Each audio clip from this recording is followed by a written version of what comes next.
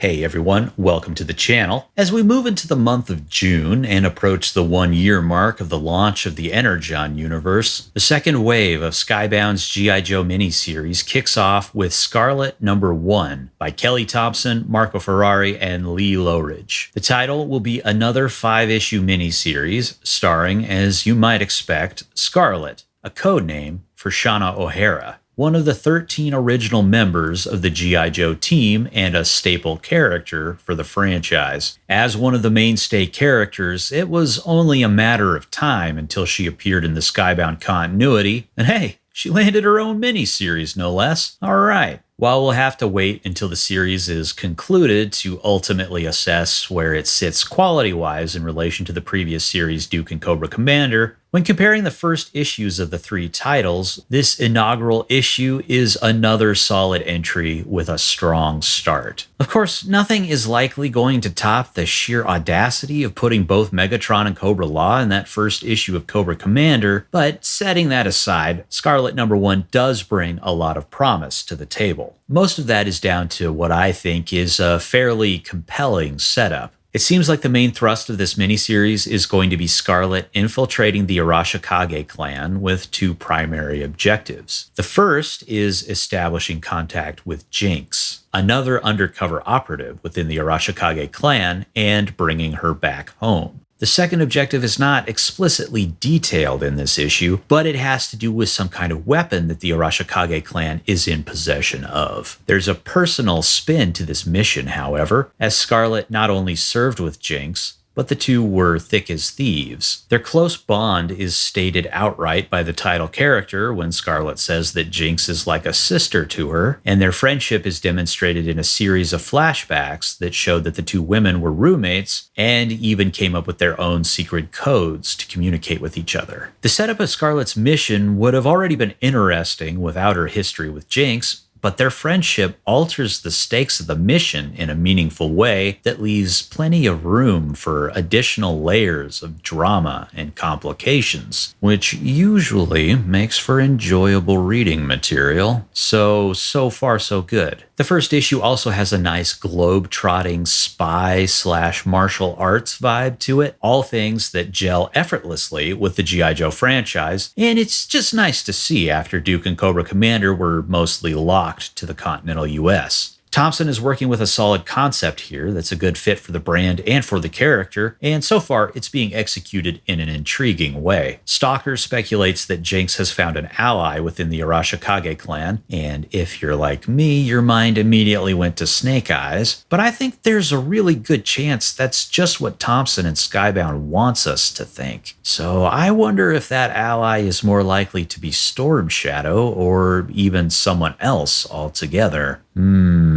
Unsure. But yes, Storm Shadow makes a last page stinger appearance here. And we knew he was coming, he was teased previously, so maybe it's not the most surprising reveal, but a satisfying one nonetheless. Like Scarlett, Storm Shadow is a major player in the G.I. Joe mythos, frequently appearing in various media. One of the things I always found compelling about the character from the original comics was his shifting allegiances. We first meet him as an agent of Cobra, but then we start to learn about his complicated history with Snake Eyes, and then the character eventually becomes allied with G.I. Joe, which is a big contributing factor to why I'm wondering if Storm Shadow might be the ally within the Arashikage Clan, but who knows, that could just be another mislead. And beyond Scarlett and Jinx, we also see the first appearance of the Hard Master of the Arashikage Clan, who will undoubtedly have an important presence in this series, and it'll be interesting to see what they do here, because in the Marvel Comics, it was the assassination of the Hard Master that started Storm Shadow on his path of vengeance. But we also get the first appearance of Snow Job in this continuity. Although he only makes a brief appearance here, I feel like this issue is setting him up to come back into the story sooner rather than later, but I don't know. I could be wrong about that. Regardless, Thompson has put forth not only a compelling setup with familiar faces and some intriguing new angles on G.I. Joe lore, but a really nice take on Scarlett as well. Her mission in Monaco shows off quite a bit about who this character character is, namely a highly capable, highly adaptable operative with a strong moral compass. So strong, in fact, that she is willing to circumvent and disobey orders to do the right thing, evidenced by her taking action to rescue victims of a human trafficking ring, despite her orders to the contrary. The initiative and self-reliance on display makes her an ideal choice for undercover missions, as well as an obvious candidate for an elite team like G.I. Joe. And that's something that's apparent very early on, so props to Thompson for effectively weaving these character traits into this opening action sequence. Although, speaking of the G.I. Joe team itself, this issue follows suit with Williamson's Joe work in being careful not to explicitly mention the unit. I'm not sure why Skybound is being so coy here, but it does raise some questions of chronology. Is Stalker recruiting Scarlett into the team that's being led by Duke, thus placing this issue sometime after Duke number 5? Or is this still Hawk's team that we saw prior to the conclusion of Duke, the one that was tasked with bringing Duke back in? It's unclear at this point. Anyway, just like I was unfamiliar with Kelly Thompson's work before this, I was also unfamiliar with Marco Ferrari's work, but I like what I'm seeing here. Ferrari's operating in that cartoony, loose indie comic style that we've seen employed in differing forms throughout the Energon universe titles, so it feels right at home with what came before, but at the same time distinct enough to stand out with what seems to be a mix of Western cartooning and manga or anime influences. I think that mix is evident in how Ferrari draws Scarlett's eyes in close-up shots with all these sharp, jagged lines. I have to admit, the result is something that I really like. Whatever the influences actually are, I would say Ferrari is definitely not shooting for photorealism here, so you can expect to find some exaggerated and stylized proportions and heavily abstracted expressions at times. I don't mind it personally, but I know it's not going to be to everybody's taste. There's also a generous and interesting use of dot patterns throughout the book, most reliably used to create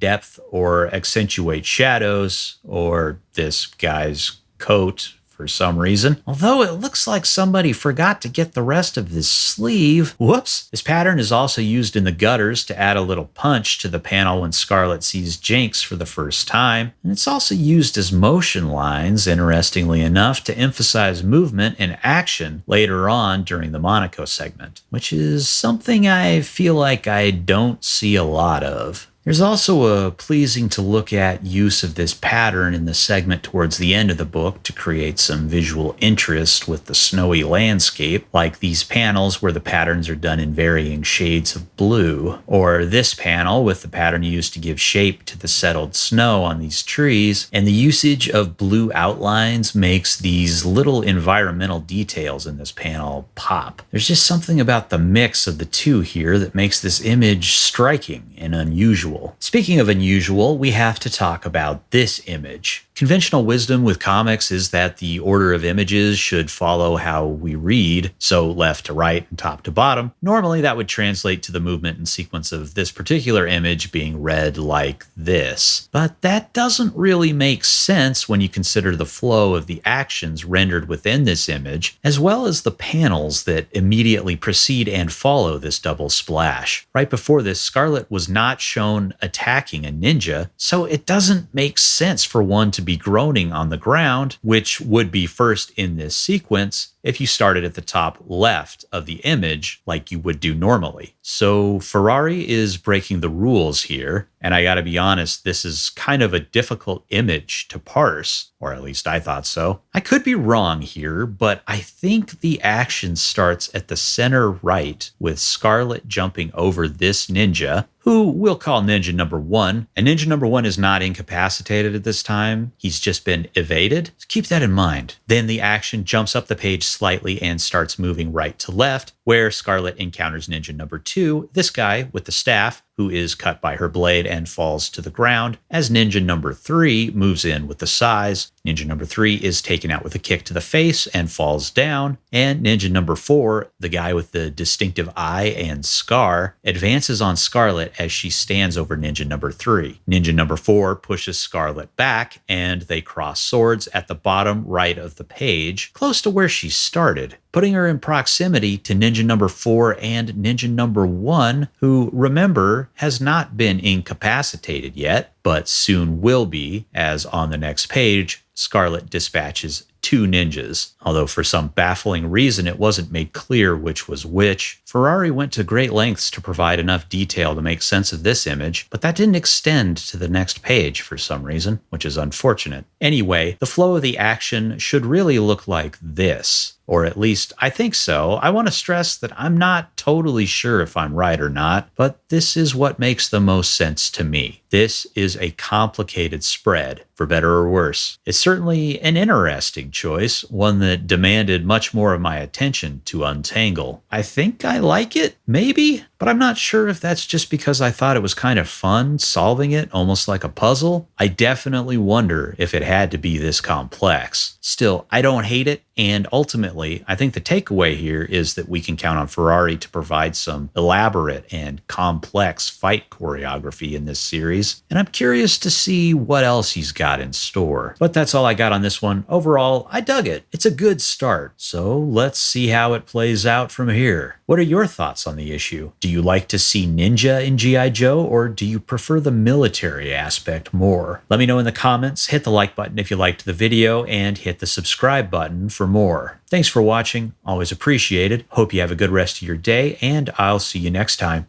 Goodbye.